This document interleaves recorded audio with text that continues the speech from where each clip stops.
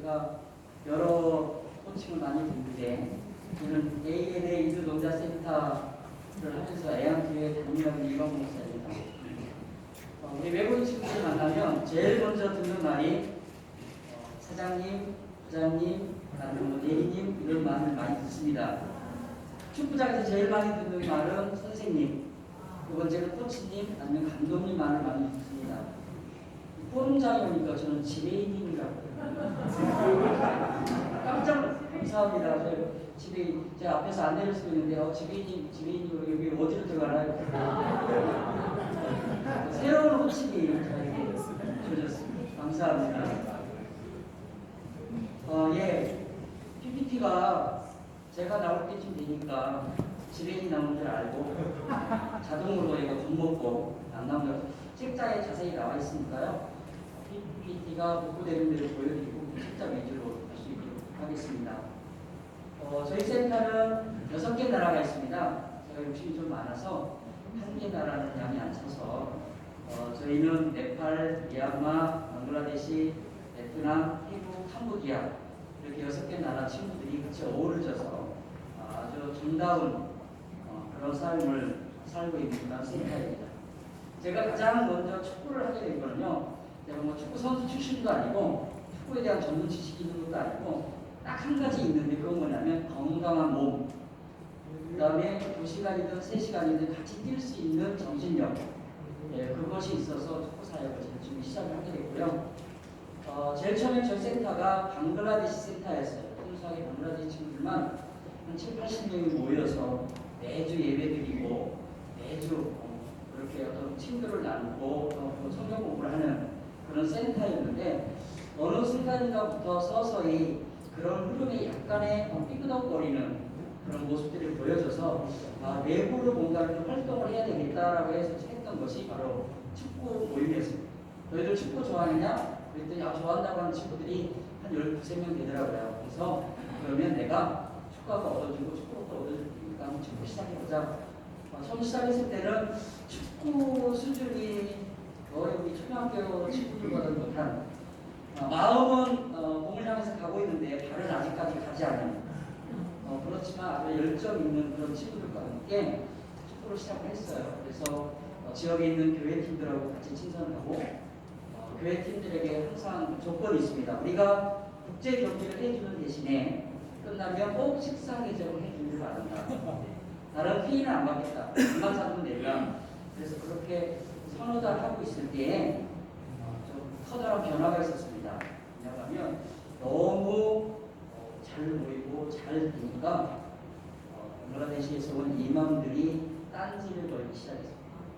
그래서 저 종교적인 문제가 서서히 들고 일어났고 네가 뭔데 우리 애들을 라고 하는 그런 말들이 오고 가게 됐고 거기다가 이제 서서히 이제 우리가 하는 어떤 프로그램에 대해서 계속 토요일날 축구 가기로 약속을 다 해놓고 주일날 그 시간이 됐는데 한국팀은 와 있는데 방글라데시 지금 한 명도 안 오는 그런 약속을 어기는 일들이 몇 번 반복되면서 이게 여기서 멈춰야 될 상황이구나. 그래서 축구 사역을 멈추고 그럴 때에 제가 교회는 포천에 있고 센터는 양주에 있었습니다. 양다리 거치고 있었는데 양주에 있던 센터에 그 월세를 있었는데 주인이 너무 많이 터무니없이 월세를 올려달라고 해서 두 손 들고 교회와 센터가 그때부터 합쳐지면서 다국적으로 바뀌게 됐습니다. 그래서 다국적으로 바뀌게 되면서 제가 이제 태국 선교를 태국 어린이 선교를 좀 20년 넘게 하고 있거든요. 주변에 태국 친구들이 그냥 제가 문만 열면 한 20명은 바로 만날 수 있는 그런 교회 위치가 그런 위치였어요. 그래서 태국 친구들을 중심으로 해서 야 미리 축구하지. 내가 축구할 수 있는 걸 할 수 있도록 해줄게. 그래서 태국 친구들을 중심으로 축구가 다시 또 활성화가 되기 시작했고 지역에 있는 교회들이 협조해줘서 3개의 정도가 계속 매주 4팀이죠. 그러니까 우리 팀 한 팀, 3교회 계속 축구 경기를 거의 1년 가까이 했습니다. 중간에 대회도 하기도 하고 또 군부대에 가서 군인들하고 축구하기도 하고 시청 직원들하고 또 축구하기도 하고 국제 경기니까 너무 좋아하더라고요. 그렇게 해서 어느 정도 활성화가 됐는데 어느 순간인가 제가 우리 태국 친구들을 축구하는 모습을 보면서 야 이제 한국 분들하고는 한국 교회하고 축구는 멈춰야 되겠다라고 하는 순간이 왔습니다. 왜 그랬냐고 하면 운동장에서 축구할 때는 집사님, 장로님, 성도님 그런 모습 하나도 없더라고요. 자기가 태클을 걸어놓고 태국집까지 욕을 하는 거예요. 내가 반칙하고 태국집까지 무조건 욕을 하는 거예요. 왜 네가 나를 걸어? 네가 왜 나한테 반칙해? 그때부터 제가 이제 축구를 안 하고 심판을 보기 시작했어요. 그냥 심판만 보고 왜냐하면 다칠 것 같아서. 그 태국 친구들은 억울한 거예요. 끝나고 나면 목사님 왜 내가 반칙을 안 했는데 왜 이러십니까? 라고 하는 것이 너무 들리니까 그래서 이제부터는 한국 문자부는 멈춰야 되겠다. 그러고 있을 때 베트남 친구들이 합력했고 그 다음에 미얀마 친구들이 합력했고 그래서 세 팀이 아주 재미있게 매주 토요일 날은 친선 경기로 그리고 주일 날은 리그 경기로 이 경기를 체계적으로 해 나가기 시작했습니다. 그러다 보니까 이 친구들이 무엇을 생각하냐면 태국하고 베트남이 알력이 너무 심해요. 태국이 치면 그 다음 주에 태국이 안 나오는 거예요. 베트남이 치면 베트남 나옵니다. 그때 포기는 하지 않습니다. 근데 태국 친구, 베트남 친구 너무 이 알력이 심하다 보니까 조상자가 나올 확률이 있는 거예요. 그래서 태국 친구들은 다른 팀들이 많이 있거든요. 태국 같이 하는 친구들이 포천에 가면 10팀 넘기가 있습니다. 그래서 제가 조용히 얘기했습니다. 너희들 그냥 태국 팀이 했으면 좋겠다. 나도 말하고 싶은데 말을 못하는 걸 말하고 하는 거잖아요. 그랬는데 결정적인 사건이 일어났습니다.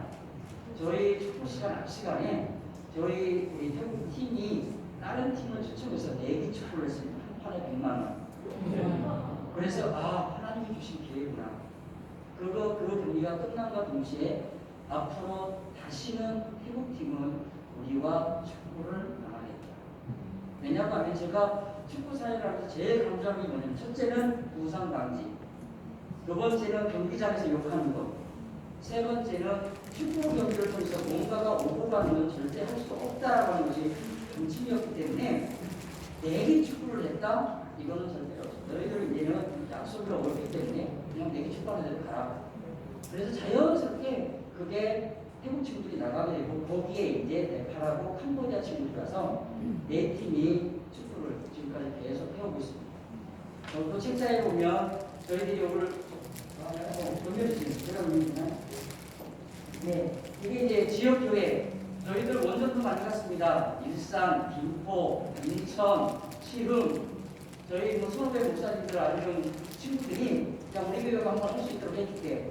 그래서 저희들이 베트남 친구들이 외부로 갈 때는 제일 1순위를 갑니다. 왜냐하면 실력이 뛰어나니까. 베트남 친구들을 데리고 아주 많이 외부 경기 많이 갔었어요. 그러면서 이제 저희가 정식 축구 경기의 대회를 시작하게 되죠. 그래서 1년에 전반기 한 번, 후반기 한 번, 그리고 명절 대회가 있습니다. 명절 대회는 설, 추석, 그 다음에 마지막 리그는 3월부터 시작해서 10월까지 6라운드 경기를 시작해서 최종 점수로 이렇게 가게 되는 겁니다. 이게 이제 전반기, 후반기 경기고요. 왼쪽에 있는 여러분이 볼 때 왼쪽에 있는 경기는 시상식이라는 거죠. 그럼 저쪽 끝에 있는 거는 명절 경기는 네 팀이 나오지 않습니다. 명절 때 자기들 또 알아서 쉬기 때문에 반 이상 안 나와요. 그래서 섞어가지고 그때는 그냥 어떤 팀이 아니라 같이 섞어서 경기를 합니다. 올해 코로나 시국이지만 전반기 5월달에 축구 대회를 했습니다. 네 팀이. 축구 대회 할 때는 제가 모든 대진표를 뽑는 것이 아니고 우리 리더들이 있어요. 리더들이 다 나와서 각자 물음표를 뽑아가지고 대진표를 구성하게 되고 거기에 보면 각 팀별 선수는 11명 다 아시죠? 축구 11명이잖아요. 우리가 중요한 것이 있습니다. 여기는 뭐 경고, 퇴장 다 있습니다. 경고, 퇴장이 상당히 중요합니다. 왜냐하면 공률이 되었을 때는 득점 다음에 경고, 퇴장이 점수에 반영이 되기 때문에 퇴장한 선수가 2명 나오면 몰수패가 됩니다.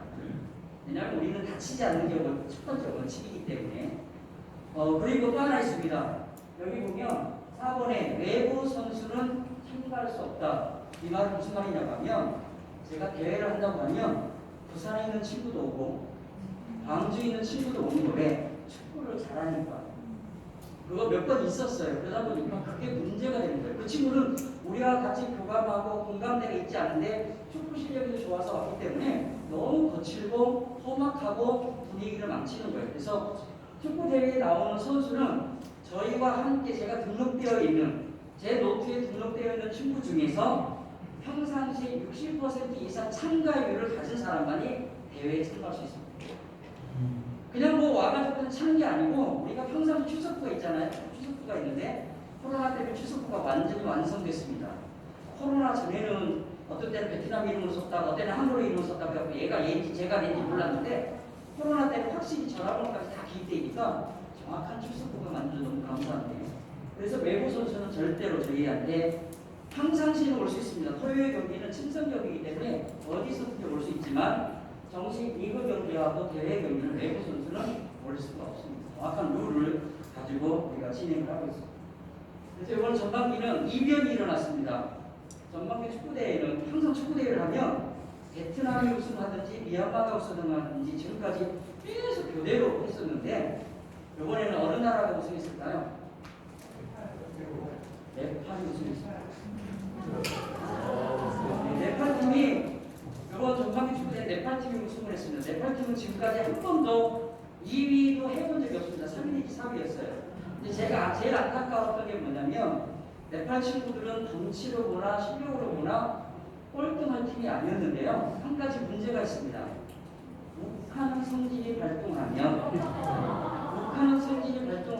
걷잡을 수 없이 팀워크가 무너진다는 거예요. 참 특이하더라고요. 덩치도 너무 좋습니다. 이 팀 중에서 완전 프로 선수 같이 덩치 좋습니다. 제가 이렇게 쓰면 아들 같은 느낌이 드는 그런 친구들이 있는데 그런 욱하는 것 때문에 중간에 그러니까 상대방이 반칙할 수 욱하는 게 아니고 죄송한데 자기들끼리 패스 안 한다고 그걸 놓쳤다고 그걸 못 막았다고 그러면서 이제 뭐 욱하는 것 때문에 팀워크 깨져서 그러면 이번 전반기 축구대회 때는 그게 완벽했어요.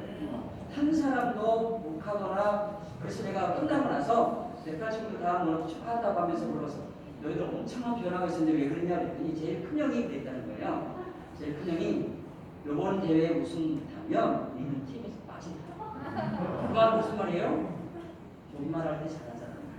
그래서 네팔팀이 너무 분위기가 좋아졌습니다. 네팔팀이 맨날 어떤 그런 모습을 가지고 있다가 이번 전반기 대회 때 우승을 하면서 분위기가 상당히 좋아졌고요. 코로나로 인해서 제가 이 축구팀이 축구 경기를 하지 못해서 어떻습니까? 라고 얘기를 하는데 아닙니다. 코로나가 주어져도 우리나라는 좋은 나라이기 때문에 할 수 있는 방법들이 많이 있습니다. 법을 어기지 않고 사설 축구장은 오픈이 됩니다. 큰 경기장은 아니고요. 풋살장이죠. 비용도 2배가 비싸지만 할 수 있습니다. 근데 제가 7월부터 9월까지는 한 경기도 하지 않았습니다. 그 대신 축구팀별 워크숍은 계속 가졌습니다. 끊임없이. 이게 당연한 축구 리그인데요. 3월부터 10월까지 6라운드로 진행이 됩니다.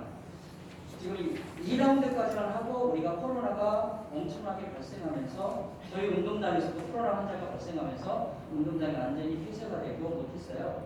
지금 현 상황 보면 지금 미얀마가 월등히 앞서가고 있죠. 이제 승점 15점입니다. 네팔이 엄청나요. 베트남이 지금 베트남이 최하위를 베트남이 저런 적 없습니다. 근데 이유가 있습니다.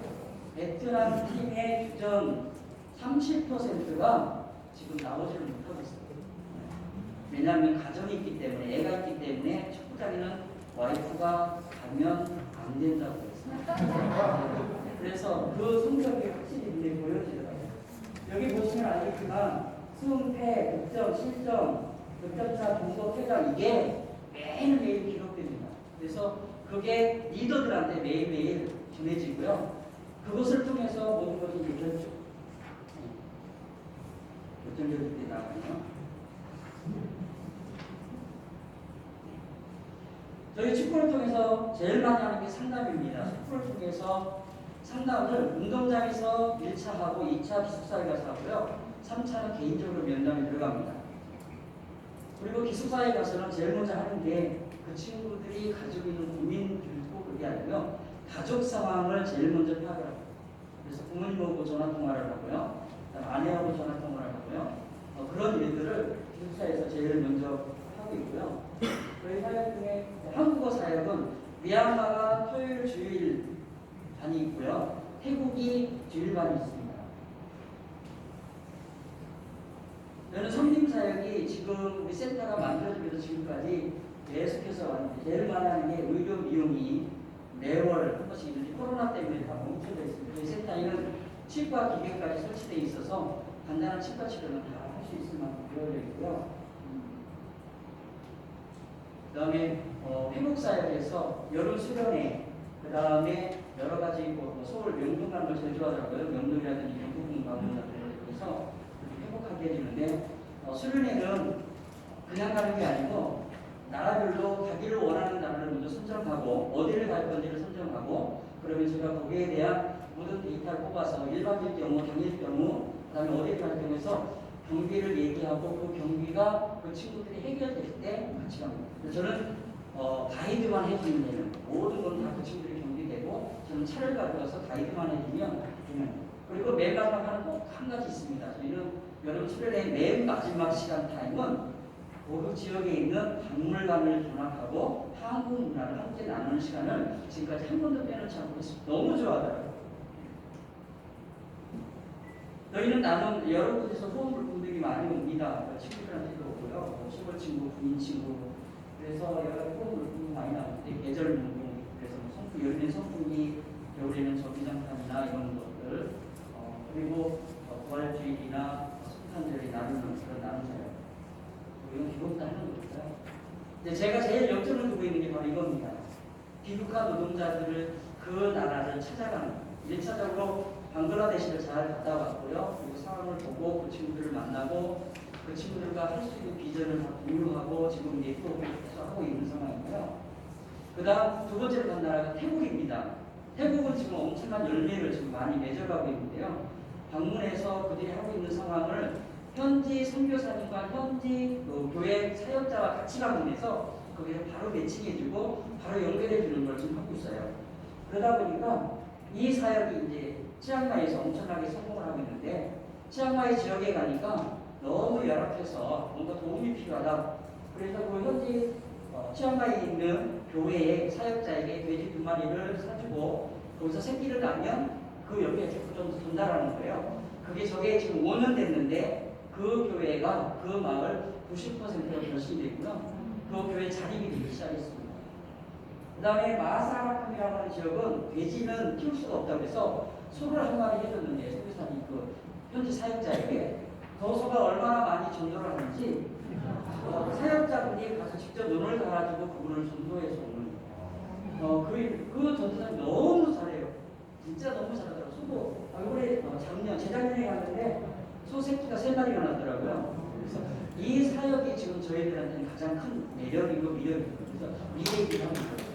앞으로 저희 센터는 이 사역에 대해서 지금 세 번째로 베트남을 하고 있는데 베트남은 우리 한국에서 사업을 하기 원하는 이유가 베트남에 들어가 있는 친구 매칭하는 거를 지금 1대1 매칭이 진행되고 있을 때 코로나가 잠깐 멈춰 있는데 다시 지금 연결되고 있습니다. 그래서 코로나가 좀 뭔가 회복이 되면 바로 방문해서 그 사역을 하려고 합니다.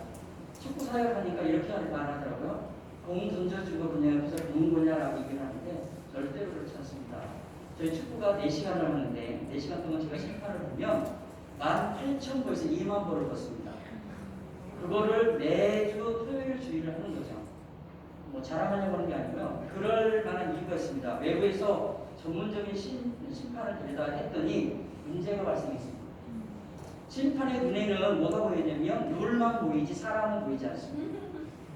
그래서 다툼의 소지가 있고 그다음에 다칠 확률이 너무 많더라고요. 그래서 그때부터 절대 내가 힘들어도 내가 봐야겠다. 저는 룰보다는 사람을 먼저 봅니다. 그래서 사람을 먼저 보는 축구를 하니까 지금까지 한 번도 큰 부상 없이 지금까지 왔습니다. 이 사역을 통해서 하나님의 역사를 더 많이 누리고 나누고 그들이 친구하고 그 땅에서 함께 이루어가기를 소망합니다. 감사합니다.